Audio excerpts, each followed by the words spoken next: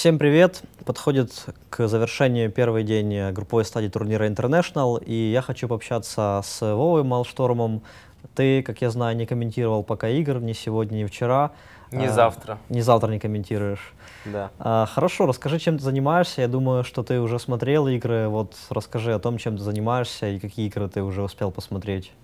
Ну, в принципе, тем и занимаюсь, что в основном смотрю игры, потому что, во-первых, делать больше нечего, а во-вторых, когда настанет время на третий день комментировать, нужно хоть немного быть в курсе того, что происходило, а желательно быть полностью в курсе того, что происходило, кто как сыграл, почему, какими стратегиями играли. Поэтому стараюсь смотреть, причем по возможности смотреть все три параллельные игры, хотя сейчас уже, конечно, некоторые матчи наиболее интересны.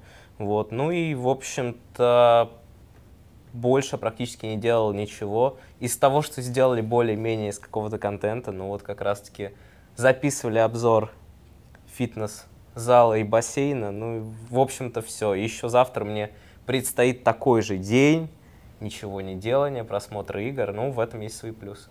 Хорошо, ты уже посмотрел несколько матчей. Что ты можешь сказать о командах, об игре, что поменялось, что не поменялось? Вот твои впечатления как комментатора, как человека, который знает команды, разбирается в доте в какой-то степени. Ну, во-первых, все-таки видно, что все подготовились. В относительно прошлого International, где был разгромный wildcard матч, где все игры закончились 2-0, wildcard матчи, был также не очень хороший сам турнир по каким-то сюрпризам. Ну, все, в принципе, прошло более-менее ожидаемо, за исключением там провала Империи. То есть здесь мы видим, что пока что все команды идут очень-очень ровно, очень яркая борьба. Да, иногда там игра заканчивается очень быстро из-за одной драки, но это дота, но в целом, вот если посмотреть матчи, нету практически разгромов. Там буквально 1-2 матча завершились очень быстрыми такими легкими победами.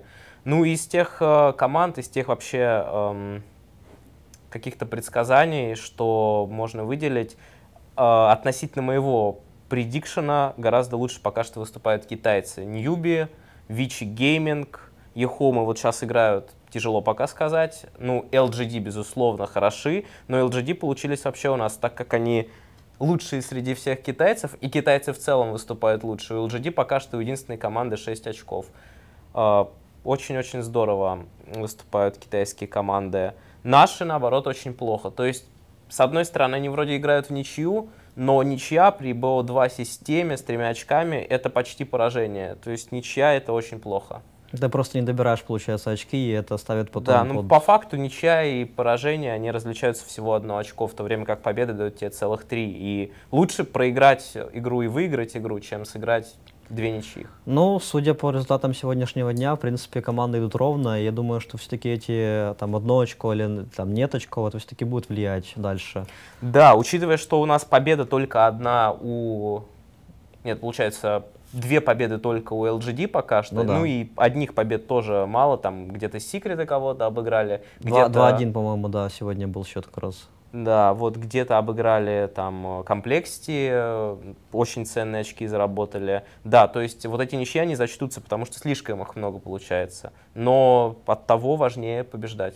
Ты видел уже какие-то там интересные наработки или там реализации каких-то пиков, или, может быть, были какие-то результаты, которые тебя удивили, там, как вот секреты сыграли? Меня больше всего удивил результат Ньюби ЕГЭ. Я вообще не ожидал, что Ньюби выигрывают у кого-то, и что тем более, ну ладно, они выиграли ВП, что они выиграют и ЕГЭ. Тем более там по играм было во второй игре тоже не все так однозначно. Но по поводу стратегий, в общем-то, пока что, не знаю, так это или нет будет в будущем, может быть, какие-то заготовки будут, но пока что все команды играют тем же, чем они играли, только играют, ну, как бы немножко лучше, скажем так. И да, есть какие-то новые герои, казалось бы, от игры к игре, но, как правило, это новые герои не для этих команд. То есть ВП играют с Трентом, но они всегда с ним играли, там, Shadow Шаманом, Секреты с Котлом, кто-то играет с чем-то еще. Пока что нету вот такого перемешки, такой тотальной стратегии, но общий, конечно, герой есть. Это там всякие лишаки, квапы, сикеры, которых играют с той и с другой стороны. Ну, пока что ничего сверхординарного.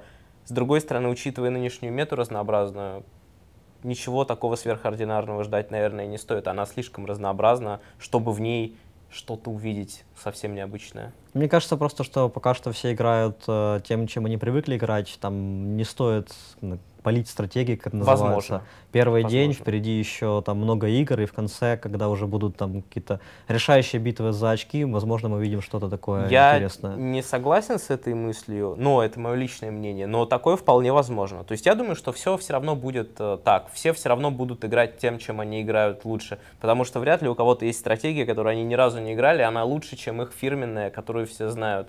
Но вполне возможно, что кто-то чем-то удивит, какими-то, может быть, пиками. Другой вопрос, что это еще надо заметить и увидеть. Ну, для этого у нас есть студия аналитики, конечно же, которая нам подскажет. Да.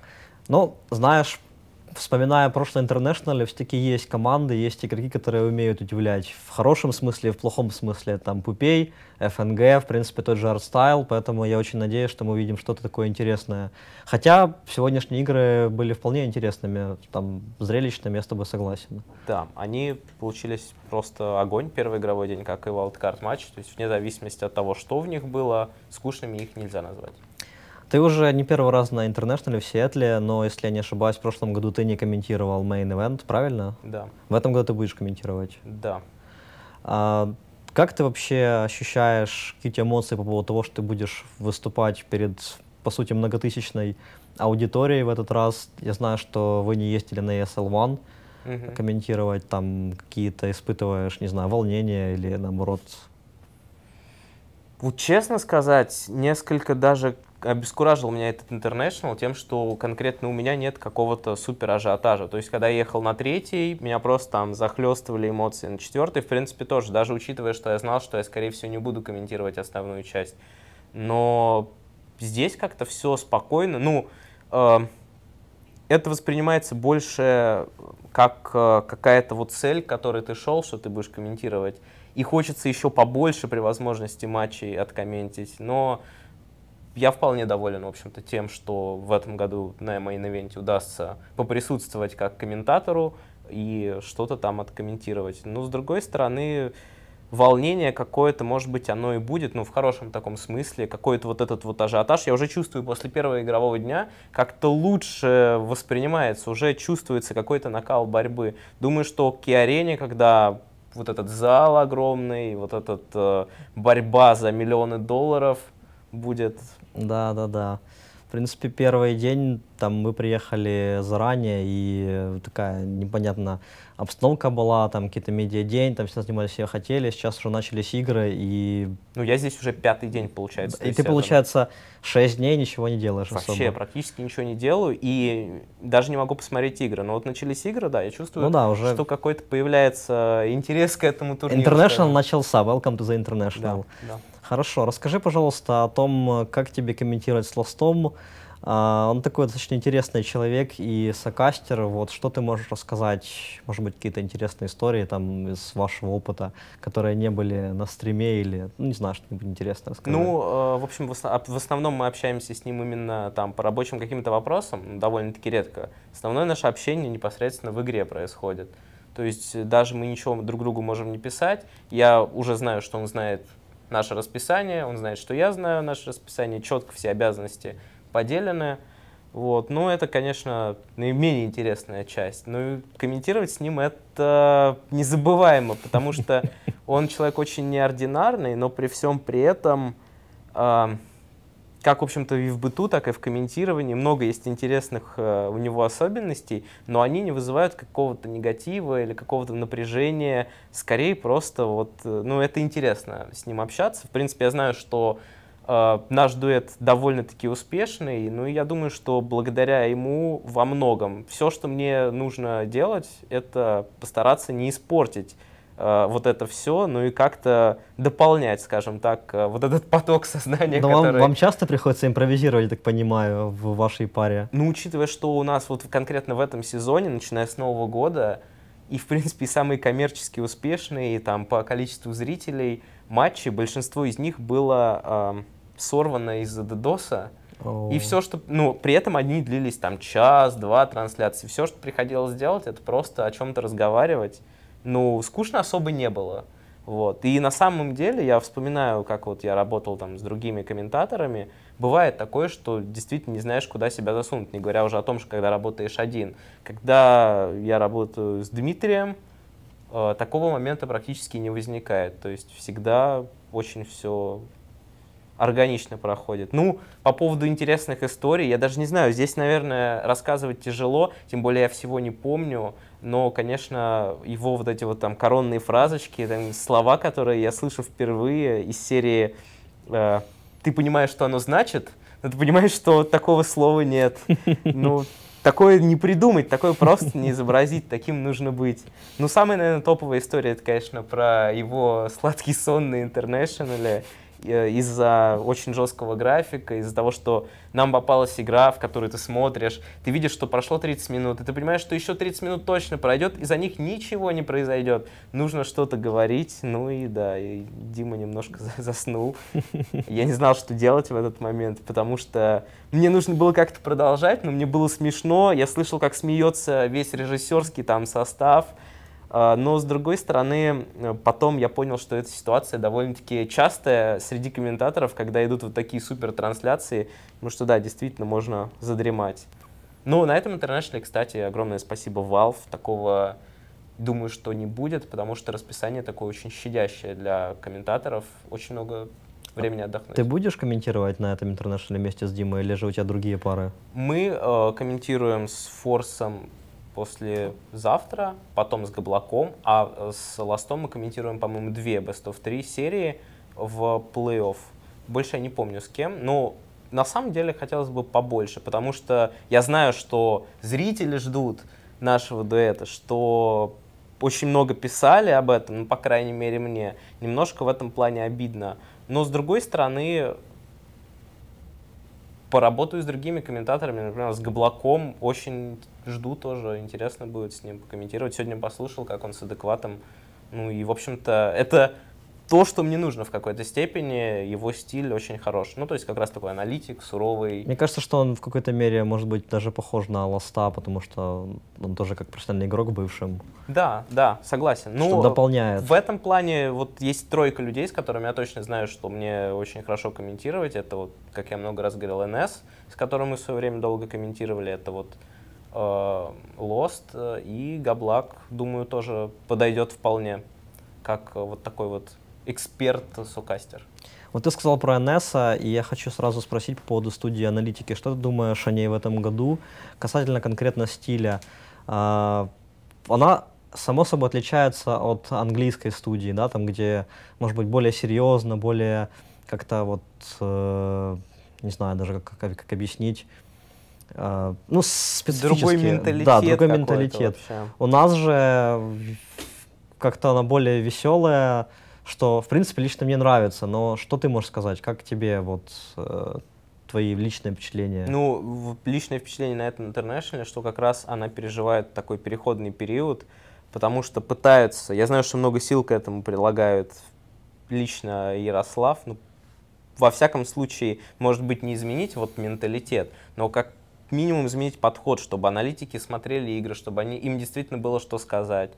И это, конечно, ну, многие там критикуют студию аналитики, то, как себя ведут, но я вижу, что усилия прилагаются довольно большие, хотя бы относительно того, как это было раньше. Сейчас все смотрится гораздо серьезнее, и в связи с этим видно, что сама студия аналитики, ее поведение, скажем так, тоже меняется. Да, все пока что есть вот эта шутливая атмосфера, и я думаю, что она останется, но это все шагает на такой более серьезный уровень, с какой-то уже хорошей аналитикой, и ее становится все больше в процентном соотношении. Ну, думаю, что такими темпами, даже не такими темпами, а в таком направлении, если она будет двигаться, все будет действительно хорошо и будет всем нравиться. И тем, кто раньше смотрел, нравилось, и тем, кому сейчас не нравится, но кто ждет каких-то изменений, тоже будет комфортно. Ну вот мне тоже так кажется, потому что ребята, скорее всего, ищут свой стиль, ищут то, что нравится публике, там, убирают то, что не нравится. Ты сказал о том, что ребята готовятся, я тоже вчера был, мы поздно работали, около 11 часов, то есть все сидели, записывали статистику там, команды, готовились к следующему дню, то есть сегодняшнему, то есть в принципе... Сравнивая с предыдущим годом, я считаю, что это, в принципе, шаг да, в таком здесь есть хорошем еще такой развитии. момент довольно важный. Я сталкивался с ним, общаясь со многими людьми из киберспорта и со своими друзьями. Тот имидж, который создал себе NS, и какое он впечатление вызывает, скажем так, на первый взгляд, может быть, оно даже близко не соответствует тому, что он сейчас из себя представляет вот, в плане действительно аналитика. Ну, да, вот то, что они сидят, выписывают что-то, и действительно какие-то цифры, там, ты открываешь эту тетрадку, и там не просто нарисованы писюны, как у Бруно, а действительно какая-то стата. Это говорит о том, что ребята работают. Ну, все это будет, опять же, это только начальный такой этап перерождения. Думаю, что дальше будет все это покруче выглядеть. Я знаю, что ты видел режиссерский дебют Дредда в его новом фильме, который, скорее всего, уже будет доступен на момент публикации этого интервью. Что ты можешь сказать об этом творении? Я знаю, что вот они много сил и ресурсов к этому приложили. Вот какая твоя будет рецензия? Ну, довольно-таки мало кто может сейчас создать что-то такое, бросающее вызов обществу, что-то неординарное, что-то созданное для народа, что-то затрагивающее проблемы межличностных конфликтов, вредных привычек и кислородно-конвекторного способа обработки металла. Спасибо тебе большое за это интервью. Думаю, что мы тебя уже услышим очень скоро. И удачи на Интернешнале. Всем спасибо. Не забывайте подписываться на наш канал. Также у нас есть Инстаграм, Твиттер, Контакт. Всем спасибо. До новых встреч. До свидания.